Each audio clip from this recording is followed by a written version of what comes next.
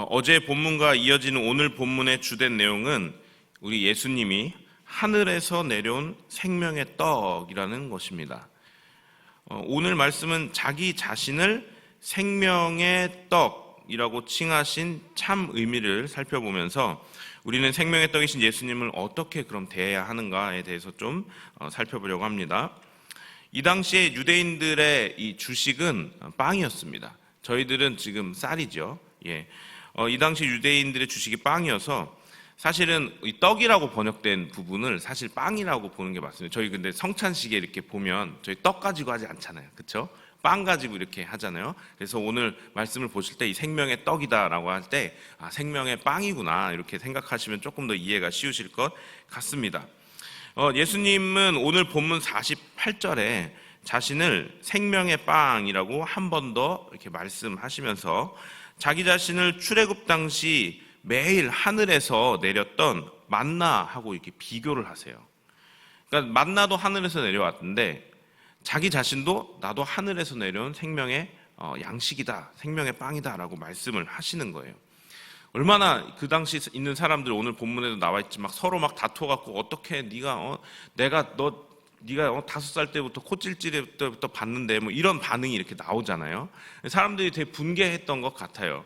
왜냐하면 그렇게 잘 이렇게 지내던 동네 청년이 갑자기 어느 날 내가 하늘에서 온 하나님 아들이라고 하니까 아마 그런 반응이 온 것 같습니다. 어쨌든 자기 자신을 하늘에서 내려온 만나하고 이렇게 비교를 합니다. 그러나 예수님은 자신이 하늘에서 내려온 살아있는 빵이라고 50절에 한 번 더 말씀을 하시면서 핵심이 되는 말씀을 이렇게 하세요. 바로 사람이 하늘에서 내려오는 빵이신 예수님을 먹으면 죽지 않게 된다는 것입니다. 다시 한번 할게요. 사람이 하늘에서 내려오는 빵이신 예수님을 먹으면 죽지 않게 된다는 것이에요. 사람이 예수님을 먹으면 죽지 않는데요. 조금 말이 무섭지 않습니까? 이게 그래서 이 말씀을 들은 오늘 사람들의 첫 반응은 어떻게 자기 살을 우리에게 주어서 먹게 하겠느냐였어요. 그러니까 진짜 예수님 이렇게 말씀하신 거예요. 나를 먹어야 죽지 않게 될 거야 라고 말씀하신 거예요. 아니 이게 그렇게 좀 이렇게 이해가 안 되는 말씀을 하시는데 53절에 한 걸음 더 내딛으세요. 뭐라고 말씀하시냐면 예수께서 이르시되 내가 진실로 너에게 이르노니 인자의 살을 먹지 아니하고 인자의 피를 마시지 아니하면 너희 속에 생명이 없느니라 라고 말씀을 하세요. 지금 저희들은 다 그리스도인들이잖아요. 그러니까 이 말씀이 어떤 말씀이신지 성찬식도 저희들이 배워왔고 해왔고 이게 비유로 말씀하신 것이라는 것을 우리들이 알고 있는데 이거 그 당시 사람들이 직접 들었다면 얼마나 놀랐겠습니까? 이거 뭐 먹으라는 거야? 어떻게 하라는 거야? 아마 당황했을 것입니다. 실제로 초대교회에서는요, 예수님이 하신 이 말씀과 성찬식 때 이렇게 본인이 하신 말씀 때문에, 최후의 만찬 때 하신 말씀 때문에 그리스도인들이 인육을 먹는다는 그런 괴소문이 나돌기도 했답니다. 그럴만 하죠. 예수님 정말 이렇게 직설적으로 말씀하셨잖아요. 돌려서 말씀 안 하시고 직설적으로 비유이긴 한데 너무 이렇게 무서울 수 있는 그런 말씀을 하셨습니다. 먼저 오늘 본문에서 이 예수님의 살과 피를 먹는다는 것 그리고 마신다는 것의 의미를 진정한 의미를 살펴봐야 이 말씀이 조금 더 이해가 될 것 같습니다. 예수님의 살과 피를 먹고 마시는 자들이 어떻게 되는지를 어떤 특징을 가졌는지를 살펴보도록 하겠습니다. 54절입니다. 54절에 이렇게 기록이 되어 있어요. 내 살을 먹고 내 피를 마시는 자는 영생을 가졌고 마지막 날에 내가 그를 다시 살리리니 라고 이렇게 말씀하세요. 여기서 특징은 영생을 가졌다라고 말씀을 하십니다.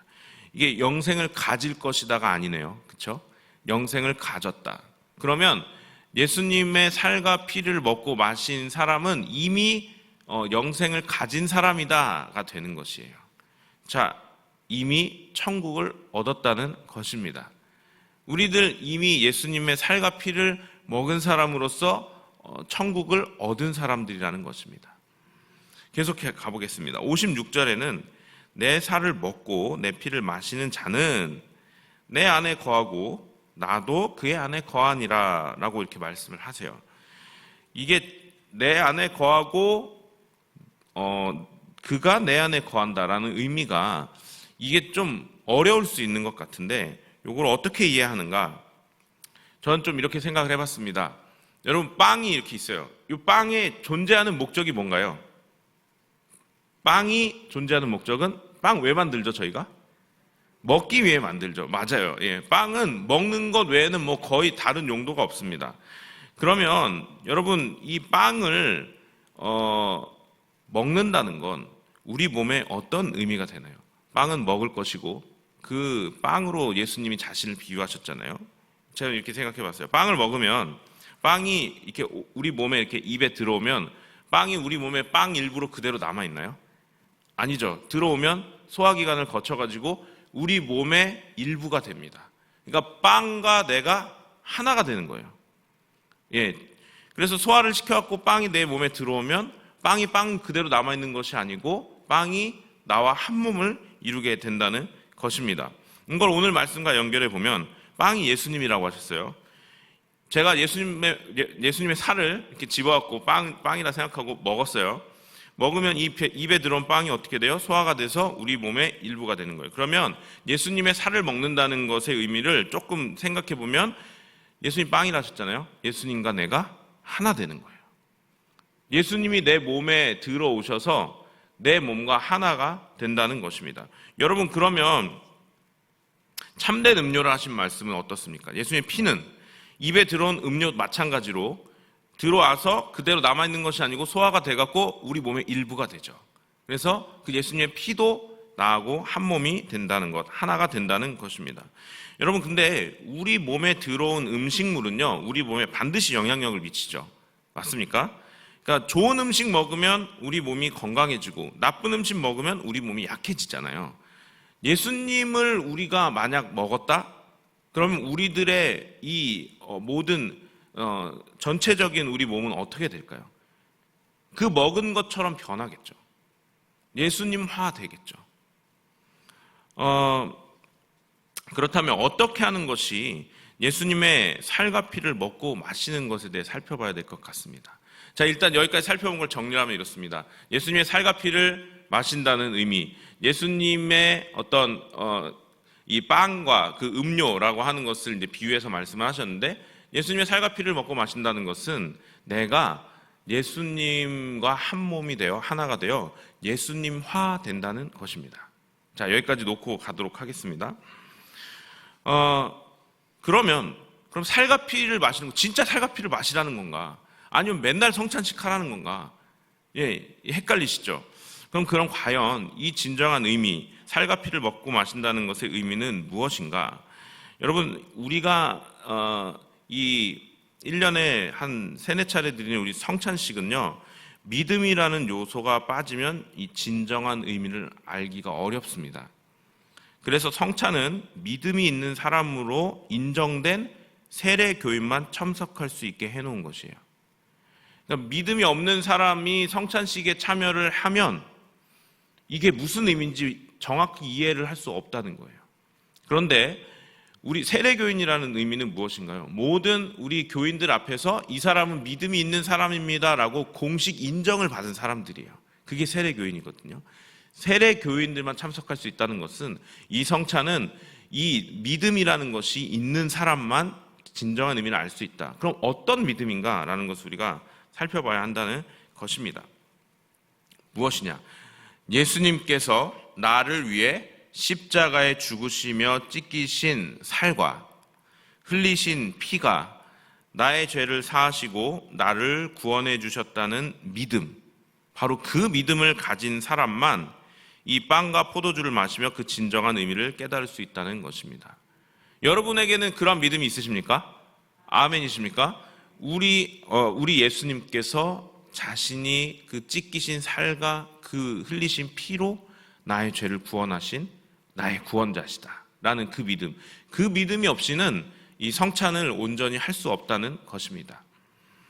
즉 살과 피를 먹고 마신다는 것은 이 먹고 마시는 행동 그 자체에 의미가 있다는 것이 아니라 예수님이 나의 구원자라는 이 믿음을 가지고 예수님화 되어지는 것을 말하는 것입니다. 갈라디아서 2장 20절에 내가 그리스도와 함께 십자가에 못 박혔나니 그런즉 이제는 내가 사는 것이 아니요 오직 내 안에 그리스도께서 사시는 것이라. 이제 내가 육체 가운데 사는 것은 나를 사랑하사 나를 위하여 자기 자신을 버리신 하나님의 아들을 믿는 믿음 안에서 사는 것이라. 아멘. 여기서 말씀하시는 것은 내가 사는 것이 아니다라고 말씀하시죠. 이게 예수님화라는 것입니다. 내가 지금 숨쉬고 살아가긴 하는데 이게 지금 내가 사는 게 아니고 내가 예수님과 하나 됐으니까 내가 사는 게 곧 예수님이 사는 것이다 라고 말씀하고 있는 것이에요. 내 안에 그리스도께서 사시는 것, 그게 바로 예수님화 된 것이라는 것입니다. 그러니까 내 안에 그리스도가 사시게 하기 위해서 예수님의 살과 피를 먹고 마시는 거예요. 예수님의 살과 피를 먹고 마신다는 것은 어떤 의미냐? 바로 그분께서 나를 위해 살과 피를 찢기고 흘리시며 구원하신 구원자시다라는 믿음을 가진 게 바로 예수님의 살과 피를 먹는다는 의미와 연결이 된다는 것입니다. 이제 내가 육체 가운데 사는 것이라고 갈라디아서 2장 20절에 말씀하고 계시죠. 즉 예수를 믿으면서 이 땅에 살아가는 삶은 나를 사랑하사 나를 위하여 자기 자신을 버리신 하나님의 아들이신 예수를 믿는 믿음 안에서 사는 것이라고 말씀하고 계십니다. 내가 지금 육체로 사는 것은 예수를 믿는 믿음 안에서 사는 것입니다. 왜? 내 안에 그분이 계시기 때문입니다. 내가 그분의 살과 피를 마심으로 내가 예수님화 되었기 때문입니다 라고 사도 바울이 고백하고 선포하고 있는 것입니다. 여기서 예수님을 믿는 믿음은 첫 번째로는 그 믿음입니다. 아까도 말씀드렸던 것처럼 예수님이 나의 구원자십니다 라는 이 믿음이 없이는 이 삶을 살 수가 없습니다. 두 번째 믿음이 있습니다. 내가 예수님과 한 몸이 되어 내가 사는 것이 예수님이 사시는 것이다 라는 믿음으로 살아가는 것입니다. 이게 두 번째 믿음입니다. 여러분 근데 그렇잖아요. 내 모습을 봐도 이게 어떻게 예수님이 사는 모습인가 할 수 있겠죠. 그렇지만 그럼에도 불구하고 내 안에 예수님이 살아계시다면 내가 사는 것이 곧 예수님이 사시는 것입니다. 그럴 때 우리들이 살펴보아야 할 것은 우리 삶을 돌아보아야 한다는 것이죠. 예수님이라면 어떻게 하셨을까? 이게 우리들이 예수님화 되어가고 예수님화 된 과정이라고 볼 수가 있는 것입니다. 말씀을 마치려고 합니다. 여러분은 예수님의 살을 먹고 피를 마신 사람이십니까? 아멘이십니까? 예, 저도 그렇습니다.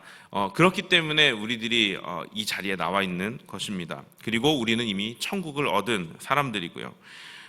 예수님을 나의 구원자로 믿는 믿음으로 예수님을 받아들여서 예수님화 되어 있는가 우리들이 살펴보아야 한다는 것입니다. 혹은 되어가는 중인가? 아니면 예수님은 온데간데 없이 내 생각과 뜻대로만 그냥 내 인생을 살아가고 있는가 살펴보아야 한다는 것입니다.